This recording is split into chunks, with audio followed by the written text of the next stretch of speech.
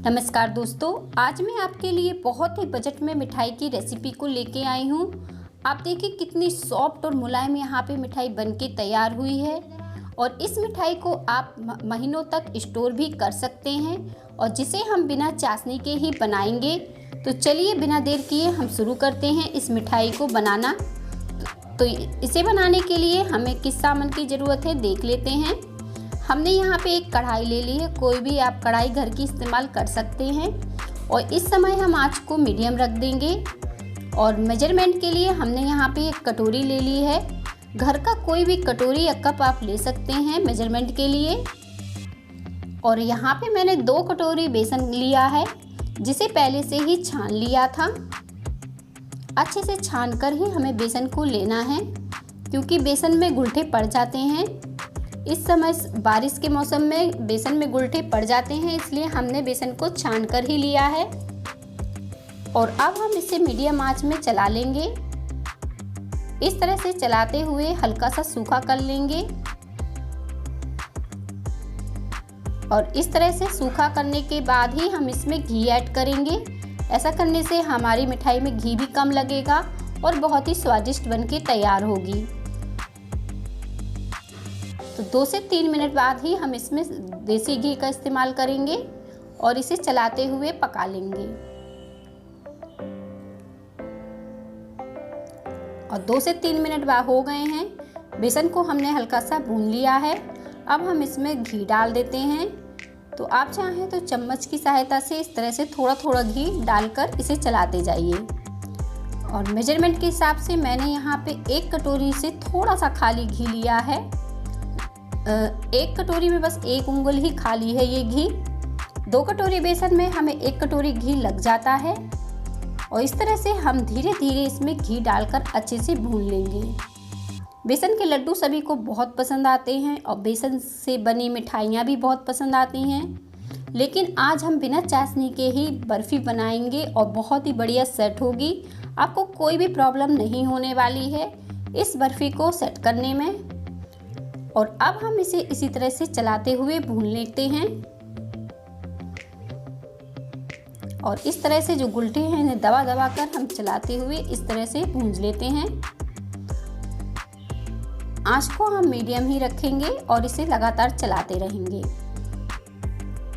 और अब हम बाकी का बचा हुआ घी भी डाल देते हैं और इसे भून लेते हैं। इस तरह से अब हम इसे चलाते रहेंगे, आंच को मीडियम रखेंगे और बेसन को भून लेना है। अभी आप देख रहे होंगे बेसन काफ़ी थिक सूखा सूखा सा दिख रहा है, पर इसी तरह से ये दिखेगा, लेकिन जब भूनकर तैयार होगा तो घी ये छोड़ देगा। बेसन जब अच्छे से भून जाता है तो घी अपने आप ही छोड़ देता है। तो बस हमें मीडियम आंच में इस तरह से लगातार चलाते हुए भून लेना है। और जब बेसन हमारा देखे भूनने लगा है, ये हल्का होने लगा है, बस इसमें थोड़ी सी कसर बाकी है और बेसन भूनकर तैयार हो जाएगा। तो इस तरह से आप बेसन को चेक कर सकते हैं ताकि वो जले नहीं और भून जाए। तो इस तरह से फेंटते हुए हम इसे चलाएंगे।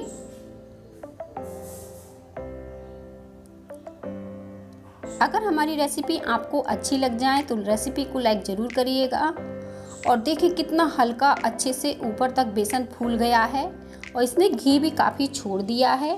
इसी तरह का बेसन भुना हुआ हमें लेना है। आप देख रहे होंगे कितना अच्छा दिख रहा है और इससे हल्की सी खुशबू भी आने लगती है जब बेसन हमारा भुन जाता है। तो आप मेरे हिसाब से इस मेजरमेंट के साथ मिठाई बनाएंगे तो बहुत ही स्वादिष्ट और बढ़िया बनेगी।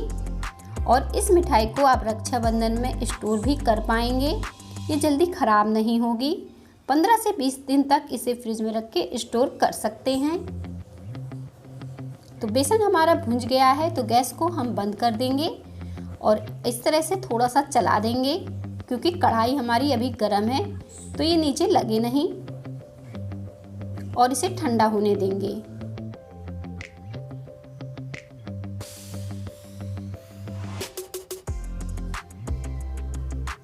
अब मैंने यहाँ पे चिप्स कटर मशीन ली है जिससे हम चिप्स काटते हैं। इससे ड्राई फ्रूट बहुत ही बढ़िया कटता है। तो मैंने कहा कि आपको भी इसको मैं बताऊं, आपसे शेयर करूं कि कैसे हम ड्राई फ्रूट घर पर मिठाइयों के लिए इजीली काट लेते हैं। और इस तरह से हमने इसे अच्छे से बारीक काट लिया है। और देखिए कितना खूबसूरत यहाँ पर ड्राई फ्रूट कट के तैयार हो गया है। और इस 3-4 काजू बादाम से ही ढेर सारा ड्राई फ्रूट कट जाता है, क्योंकि इससे ये बहुत ही बारीक कटता है जो हम चाकू से नहीं काट पाते। अब मैंने यहाँ पे एक ट्रे ले ली है और जिसे हल्का सा घी से ग्रीस कर लिया है। आप कोई भी थाली का इस्तेमाल कर सकते हैं और उसे तेल या घी से इस तरह से ग्रीस कर सकते हैं। अब बेसन को हम चला देंगे और चेक कर लेंगे ये ठंडा हो गया है कि नहीं। और बेसन हमारा ठंडा हो गया है और अब हमें यहाँ पर पिसी हुई चीनी की ज़रूरत है। तो 2 कटोरी बेसन में हमने 1 कटोरी चीनी पिसी हुई ली है। अगर आपके पास पिसी हुई चीनी नहीं है तो आप उसे मिक्सी में जार में डालकर बारीक पीस कर छान लीजिए, ताकि कोई भी क्रिस्टल उसमें ना रहें और बहुत ही स्मूथ सी हमारी मिठाई बने। और देखें, इसके लिए आपको चाशनी भी नहीं बनानी पड़ी और इसका टेस्ट बहुत ही बढ़िया आता है खाने में। तो इस तरह से आप मिठाई घर पर बहुत ही इजीली बना पाएंगे। अब हम इसे ट्रे में सेट कर लेंगे और इस तरह से फैला देंगे अच्छे से। जैसे ही आपको पसंद हो, थोड़ा सा मोटे या पतले अपने हिसाब से फैला सकते हैं।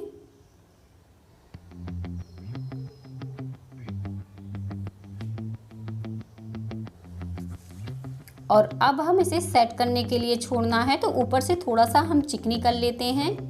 चिकनी होने के बाद जो ड्राई फ्रूट हमने काटे हैं उन्हें हम डाल देंगे इसके ऊपर। आप चाहें तो इसके ऊपर चांदी का वर्क भी लगा सकते हैं, पर ड्राई फ्रूट से भी ये काफ़ी खूबसूरत बढ़िया दिखने लगती है।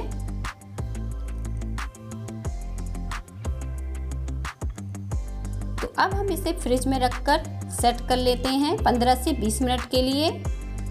15 से 20 मिनट बाद देखेंगे ये अच्छे से सेट हो गई है।